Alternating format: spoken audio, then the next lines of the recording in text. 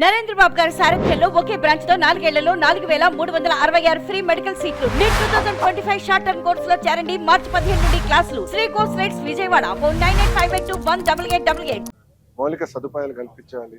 ఇవన్నీ చేస్తే చాలా మార్పు వస్తుంది. అప్పుడు ఎంటీఎంసీ కూడా బలోపేతం అవుతుంది. అప్పుడు మనం అడిగింది సార్ తీర్చగలుగుతారు కోరికలు.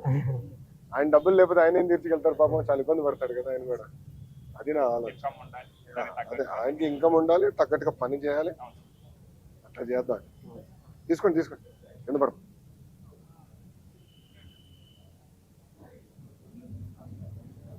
అని నిజంగానే చాలా గర్వంగా చెప్పగలుగుతా. మీరు అందరూ బాగా చేస్తారు. మార్పు వచ్చింది ఏంటమ్మా? నేనే కదమ్మా, అందరు కలవాలి. బాబు గారు కూడా కలుస్తున్నారు. అందరం కలవాలి, చైతన్యం రావాలి. మంగళగిరి ఫస్ట్. నాకు నా రూల్ అది, మంగళగిరి ఫస్ట్. నాకు రాబోద్దా చేద్దాం. బాగానే ఉంది. అవును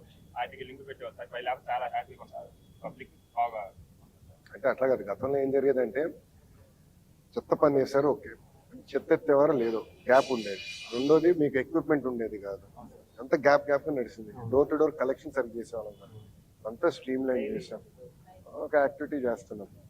ఇది చేస్తే ప్రజల్లో కూడా చైతన్యం వస్తుంది. అది చేయాలి.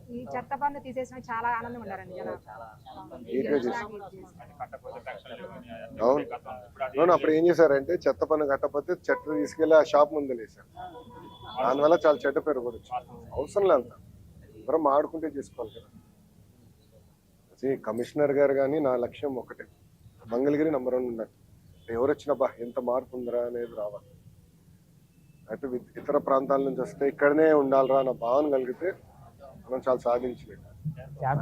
దానికి మీ అందరి సహకారం కావాలి. ప్రజల్లో చైతన్యం తీసుకొస్తాను. అది మేము పారలుగా సార్ నేను మాట్లాడి ప్రజల్లో చైతన్యం తీసుకొస్తాం. చేస్తే ఆటోమేటిక్గా అన్ని సెట్ చేస్తాం సార్. కష్టపడి పని చేస్తాం. మీరు అన్నట్టు కార్మికులు ఆల్రెడీ పెంచుతున్నారు, ఇంకా అవసరం మేరకు పెంచుతాం, దాంట్లో సమయం లేదు. ఎక్కడ జనాభా ప్రాతిపదికంగా పెంచుతాం, అది ఒకటి. రెండోది వాహనాలు మీరు అడిగారు, చెప్తాం సార్. మేము అదే మాడుకుంటూ వచ్చాం. ఈవీ వాహనాలు పెట్టేద్దాం, ఎలక్ట్రిక్ వాహనాలు పెడితే కూడా బాగుంటుంది, సులభంగా ఉంటుంది అని సార్ నేను మాడుకున్నాను. అది చేస్తాం.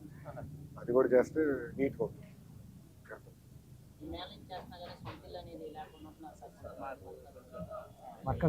నా పైన బాధ్యత ఉంది.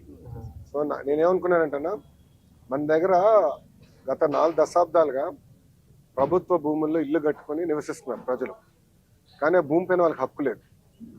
అది మొన్న నేను మన బోలాశంకర్ ఉన్నాడు, మాకు రెవెన్యూ మంత్రి గారు సత్యప్రసాద్ గారు, ఆయనతో దెబ్బలాడి మన క్యాబినెట్ మీటింగ్ వరకు క్లియర్ చేసి ఇప్పుడు ఇల్లు పట్టాలు ఇవ్వబోతున్నాం వాళ్ళకి. అది 16,000 మంది సుమారుగా ఉన్నారు. దాంట్లో 11,000 మంది ఏదో అర్హులుగా తేలారు. మొత్తం వివరాలు సేకరించారు. అది అయిపోతే అప్పుడు ఎంతమందికి ఇల్లు కట్టాలో నాకు క్లారిటీ వచ్చేస్తుంది. అది బేస్ చేసుకుని అది టిట్కో మోడల్, G+3 మోడల్ కూడా చేద్దాం అనేది అర్బన్లో నిర్ణయం తీసుకున్నాం. అని భూములు కూడా ఎత్తుకోమని కమిషనర్ గారికి మన నారాయణ సార్ చెప్పారు. అది చేస్తాం. గందరగోళం చేశారు. అది కాదన్నా, దారుణం ఏంటంటే ఇప్పుడు టిట్కో ఉంది మన వెనకాల, పైన కనీసం వాటర్ ప్రూఫింగ్ చేయాల, నీరంతా కారుతుంది వర్షాకాలం, పెద్ద తలకనొప్పి అయిపోయింది. ఇప్పుడు అది రెడీ చేయాలి. డ్రైనేజ్ అయిపోతుంది.